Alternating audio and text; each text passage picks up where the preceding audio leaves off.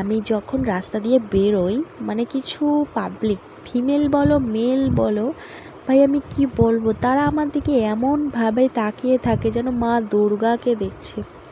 এভাবে দেখার কিছুই নেই ভাই, তোরা যেমন মানুষ আমিও সেরকমই মানুষ। কেন ভাই, কিছু যদি তোমাদের বলার থাকে তোমরা আমাকে ডিরেক্টলি বলতে পারো, আমি তোমাদের যে বক্তব্য আছে সেগুলোর অ্যান্সার আমি ভালো করেই দিব আর দিতে পারি, ঠিক আছে? দেন এভাবে দেখার কিছুই নেই।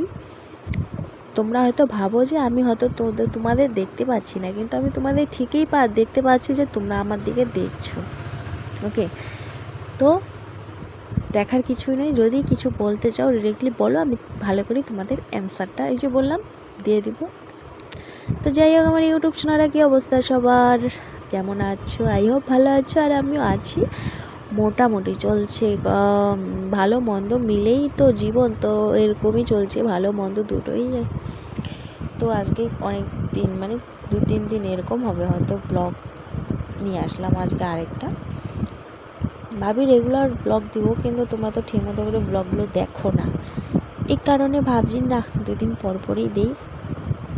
তো যাই হোক, আমার এই বোরিং ব্লগটা একটু দেখার অনুরোধ রইল। কেউ কিন্তু স্কিপ করো না, শুরু থেকে লাস্ট পর্যন্ত ব্লগটা দেখো, আশা করি একটু হলেও ভালো লাগতে পারে। যদিও একটু বোরিং টাইপের ব্লগ, কী করবো গাইস, ঘরে বসে কোথাও তো সেরকম যাওয়া হয় না। আর যদিও যাই, আমি কিন্তু ব্লগ করি না, বাইরে কোথাও গেলে ঠিক মতো করে আমি ব্লগ করি না, এই কারণে গাইস।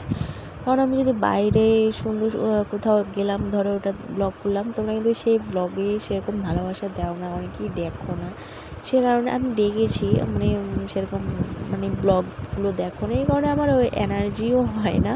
আর সেই কারণে ঘরে বসেই যতটুকু পারি আর কি তোমাদের সঙ্গে শেয়ার করি, ঠিক আছে?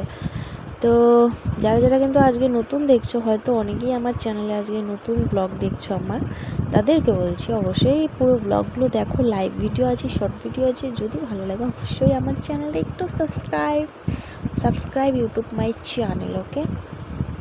আর প্রচুর প্রচুর ভালোবাসা। আর হ্যাঁ, আমি ফেসবুকে ইনস্টাগ্রামে যে ভালোবাসাটা পাই, ইউটিউবে কিন্তু সেটা ভালোবাসা, ইউটিউবেও তোমাদের সেই ভালোবাসাটা লাগবে গাইস। তাছাড়া তো আমি কোনো দিন কিছুই করতে পারবো না, তোমাদের ভালোবাসা না পেলে আর এগিয়ে যেতেও পারবো না, সে কারণে তোমাদের প্রচুর ভালোবাসা চাই, ওকে? তো যাই হোক, আমার এই ভিডিওটা অনেক দিন আগে করে রেখেছি, তো গ্যালারি ঘাটার পরে দেখি আমার এই ভিডিওটা রয়েই গেছে। তো ভাবলাম না, শেয়ার করাই যাক, আর ব্লগও দিচ্ছি না। আর সত্যি কথা বলতে একটু ব্যস্ত কি, কাজ সেরকম কাজ বলতে কীরকম সেরকম কিছুই নেই, ওই ঘরে বসে রান্নাবান্না করা আর খাওয়া, এই ছাড়া তো কোনো কাজ নেই, তার মধ্যেও আমি সময় পাই না।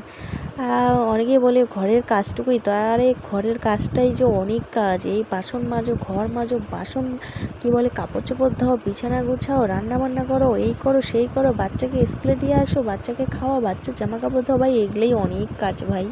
যদিও কাজ নাই, কিন্তু এগুলোই অনেক কাজ বললে আর শেষ হবে না।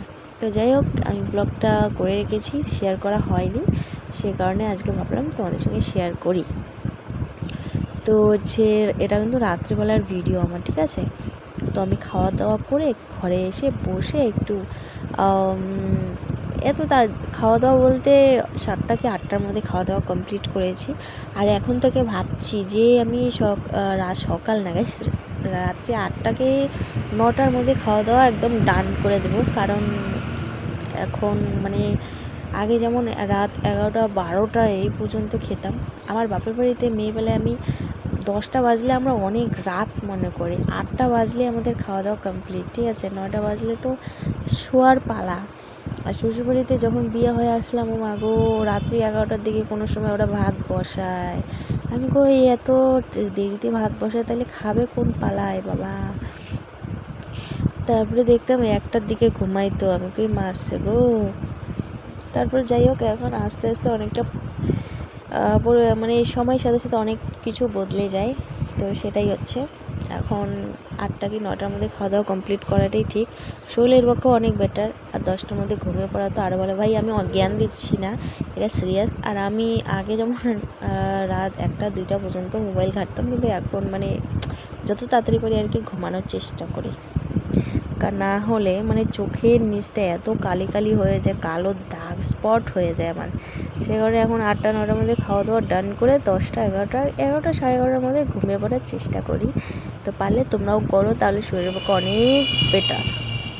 আর এদিকে দেখো আমার চুলটা তো মানে কপালটা এত বড় হয়ে গেছে, নিজের ক্যামেরার সামনে যখন দেখি ভাই আমার কপালটা এত বড় হলো কি করে, মানে চুল উঠে উঠে নাকি সিঁদুর পরে পরে কি বলবো আর বুঝতে পারছি না, কপালটা এত বড় হয়ে গেছে আমার। আগে কিন্তু এত বড় আমার কপাল ছিল না। তো ক্যামেরার সামনে দেখছি আর কপালটা দেখছি গাইস। তো যাই হোক কি বলবো, তোমরা দেখতে পেলে আমি শুরুতে তেলে মানে চুলে তেল দিলাম এই কারণে, কারণ বিয়ের আগে আমি তেলের ধারের কাছেও যেতাম না, কিন্তু এখন শ্যাম্পু করলে ধরো সকালে করলাম, দুপুরটা কোনো রকম থাকতে পারবো, বিকাল হতে না হতেই আমার তেল না দিলে মাথা যন্ত্রণা উঠে গেল, মানে মাথা টিকটিক টিকটিক করে ব্যথা পড়ে। তারপর যদি একটু হালকা তেল দিয়েছি, হালকার সাথে একটু জল, ও মাথা ব্যথা কোথায় চলে যাবে, আর এত শান্তি লাগবে ভাই বলে বোঝাতে পারবো না। তো এই যে সময়ের সাথে সাথে সব কিছু বললাম বদলে যায়, সেটাই এই যে আমারও আগে তেল দেখতাম না, এখন তেল ছাড়া বাঁচি না। আর এই যে শ্যাম্পু ধরো আজকে করলাম, মানে সন্ধে না হতে আর তেল দিয়ে রাখতে লাগে, কারণ তখন একসময় মনে হয় কি শ্যাম্পুটাও করবো না, কিন্তু না করে তো উপায় নেই। আর কন্ডিশনার করাটা খুব একটা মানে এখন দিয়েও না, ছেড়ে দিয়েছি, কারণ কন্ডিশনার করে এত শখ করে কন্ডিশনার করব, একটু পরে তেল দিয়ে জব করে রাখতে লাগে, এই কারণে খারাপ লাগে, এখন কন্ডিশনার করাও ছেড়ে দিয়েছি। তো যাই হোক ব্লগটা বেশি বড় করব না, এই ছিল আজকের ব্লগ, অনেক কিছু জ্ঞান দিয়ে দিলাম। আর চলো বাই, ভালো থেকো। ও আর একটা কথা, এই যে আমার মানি প্ল্যান্টের গাছটা দেখো, তোমাদেরকে দেখাচ্ছি, মানে এক সময় এত সুন্দর গাছটা ছিল, কাঁচা গোবর দিয়ে গাছটা তো 12টা বাজিয়ে দিয়েছে, যদিও এখন একটু হালকা হালকা গাছটা হয়েছে, মানে আগের মতো আর হচ্ছে না, গাছের অবস্থা খুবই খারাপ।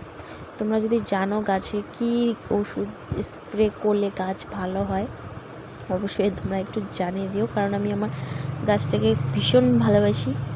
তো হালকা পাতলা বাইরে রোদ্রে দিয়ে আসি, জল দিয়ে আসি। তো চলো টাটা, ভালো থেকো, সুস্থ থেকো, দেখা হচ্ছে নতুন কোনো ব্লগে।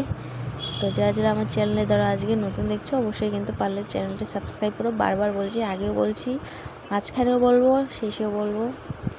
এই ছিল আজকের ব্লগ, টাটা বাই বাই, দেখা হচ্ছে নতুন কোনো ব্লগে।